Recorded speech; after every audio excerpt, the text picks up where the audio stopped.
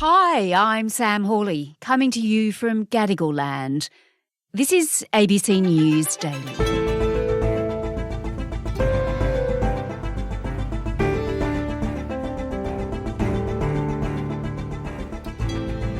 A fortnight since the horrifying attack by Hamas in southern Israel, the war is escalating and the civilian death toll is growing.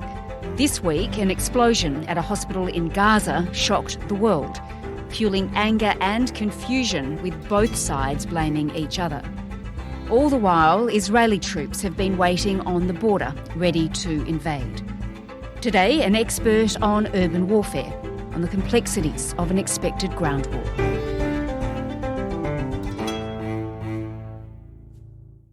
I'm Dr. Jacob Stoil. I am the chair of applied history at the West Point Modern War Institute, an associate professor of military history at the U.S. Army School of Advanced Military Studies, a senior fellow at the 40th Infantry Division Center for Urban Warfare.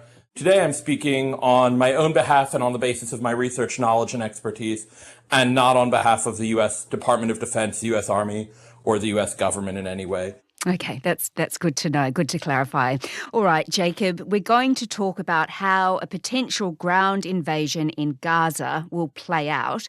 But first, I want to discuss with you the explosion at a Gaza hospital this week. Many of these victims had been sheltering at the Al Ali Arab Hospital where they thought they were relatively safe. Conflicting accounts continue of Wednesday's strike on a hospital in Gaza, which Palestinian officials say left about 500 people dead. Immediately after that, the Israelis and Palestinians blamed each other, didn't they? They absolutely did, and it's really, really important to use this as a way to understand something of what we should expect in urban operations and in operations in a highly, highly dense urban environment, which is the rush to conclusions before evidence is out there. It's a very, very good lesson for us all to take a moment and wait till we get clarity before rushing to judgment and conclusion. And this is something, as these ground operations begin and as further operations continue, we really should take as a lesson going forward. The US President Joe Biden, during his visit to Israel, said US intelligence supported Israel's assertion that the blast was caused by a rocket fired from within Gaza. But of course, Gaza's health ministry, which is run by Hamas, is still blaming Israel for the strike. And it's really important, isn't it? Because it goes to how people feel about this war. We saw across the Middle East large protests as anger really rose against what they saw as Israel's bombing of that hospital. And it's gone beyond that. It's had permanent consequences. Just recently, a ancient and historic synagogue in Tunisia was largely destroyed by angry rioters as a result of the perception that this had been an Israeli strike. So these kinds of rushes to judgment, especially in our day and age of social media, have real-world global implications. What about President Biden's wartime visit to Israel? What impact could that have? I think it has a real impact in terms of messaging. Mm-hmm. President Biden's visit there sends a very, very, very powerful message that they're not alone and that their concerns are not being ignored. And he did bring concessions from it. He's changed the humanitarian situation in Gaza as a result of this meeting. People of Gaza need food, water, medicine, shelter. Today, I asked the Israeli cabinet, who I met with for some time this morning, to agree to the delivery of life-saving humanitarian assistance to civilians in Gaza, based on the understanding that there will be inspections and that the aid should go to civilians, not to Hamas. Now, at the same time, he did try to meet with the Jordanian government and the government of the Palestinian Authority following the explosion at the hospital. Those meetings were canceled. So it really does show the power of U.S. diplomatic involvement, but also message to the Israelis that they are not alone in this real time of grief and pain. And also a message to Israelis not to be consumed by rage. Don't be consumed by it. After 9/11, we were enraged in the United States. While we sought justice and got justice, we also made mistakes. What mistakes do you think he was referring to, and what mistakes could Israel make now? So I can't speak specifically to what mistakes President Biden may have been referring to, but I will say two mistakes that could come out of this are, one, not responding in an appropriate fashion, perhaps even under-responding, in a way that would allow this to set precedent for what Hamas and other militant groups do in the future.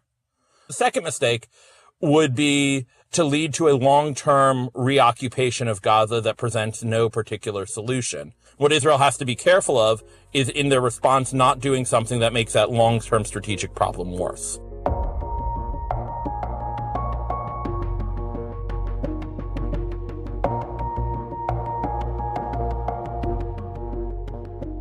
So, Jacob, let's go to what comes next. Israel has been clearly gearing up for a ground offensive.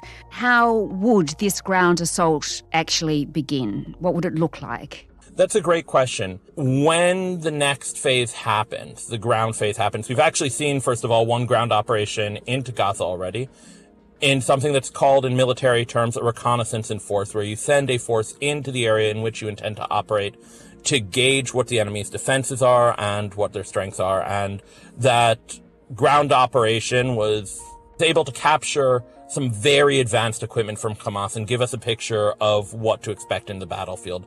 This includes significant numbers of improvised explosive devices, a device known as an explosively formed penetrator, which was pioneered really in recent years by the Iranians and used by their militaries and militia against coalition forces in Iraq, as well as a number of anti-tank guided missiles and other kind of high-end capabilities. So the results of this reconnaissance in force gave us a picture of what to expect going forward. And to begin with, the battle will take place in the north of Gaza, we expect. We know that, don't we? Because Israel has warned citizens to move to the south. So how prepared do you think Hamas is for this invasion?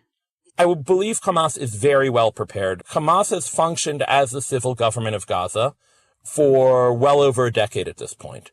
During this decade, they've had the chance to require that any civilian infrastructure built, be it sewers, be it houses, be it schools, has been built with a second purpose in mind. Those buildings directly have Hamas military infrastructure incorporated into them. What they've learned over the years is by mixing civilian and military capabilities and infrastructure together, and by keeping civilians in the battle space, it acts as a form of protection for them. Israel has also made the decision to tell civilians to evacuate northern Gaza. This telegraphs to Hamas where the Israeli operation is going to begin. And so they can move some of their more vulnerable command and control elements further south.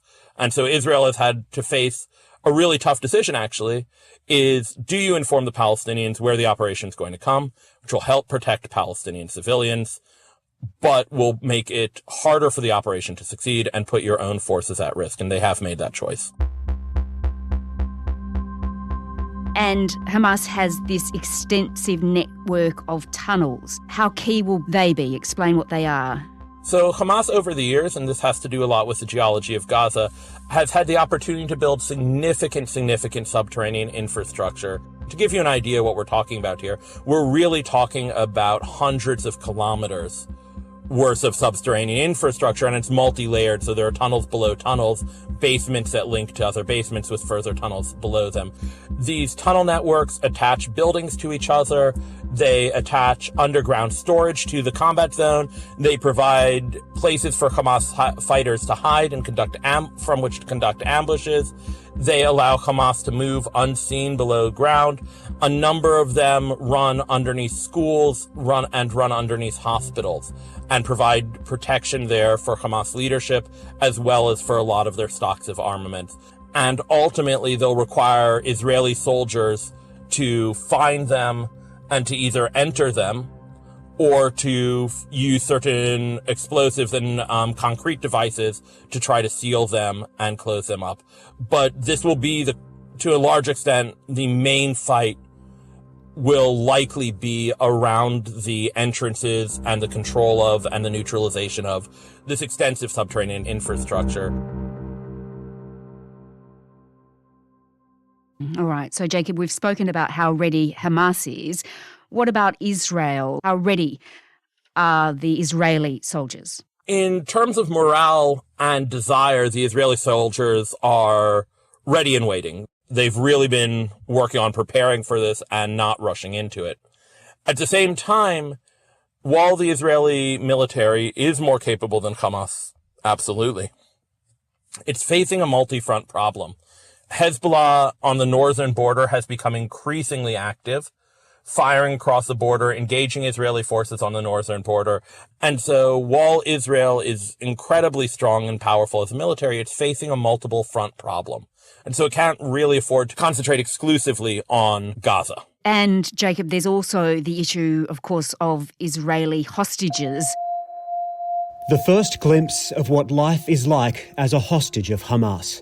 This video, released by the terrorists behind the shocking attack in Israel, shows 21-year-old Mia Shem captured at the Supernova Music Festival. "Get me out of here as soon as possible, please," Mia says. She looks pale. She looks very frightened. She looks in pain. There are at least 198 others just like Mia, children, elderly, entire families hidden in underground tunnels all over Gaza. How do the Israeli soldiers ensure their safety? It will be very, very, very difficult for the Israelis to be able to find them and bring them back alive. That said, there are a number of Israeli special operations units who specialize in this.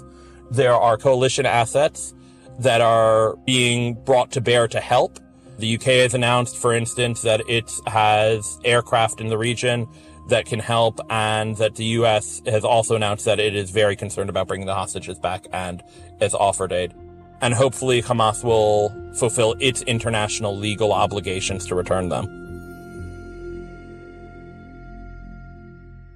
And Jacob, how do you expect this will play out? How will this urban warfare unfold? There's basically nothing good about it. It's horrifying.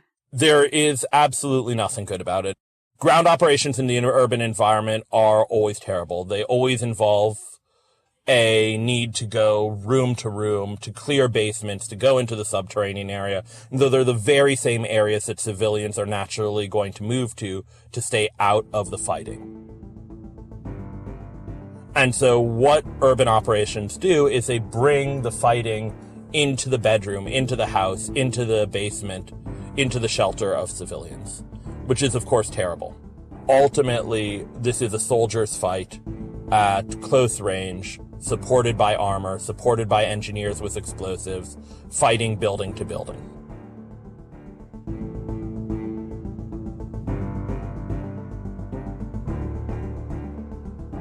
Dr. Jacob Stoil is a founding member of the International Working Group on Subterranean Warfare. If you want to know about the origins and rise of Hamas, Matt Bevan investigates that in this week's episode of If You're Listening. Find it on the ABC Listen app. This episode was produced by Nell Whitehead and Sam Dunn, who also did the mix. Our supervising producer is David Cody. Over the weekend, catch This Week with David Lipson, where he'll be looking at the deepening divisions between Arab nations over the Israel-Gaza war. I'm Sam Hawley. ABC News Daily will be back again on Monday. Thanks for listening. Subscribe to listen to more free podcasts or download the ABC Listen app and stream ad-free.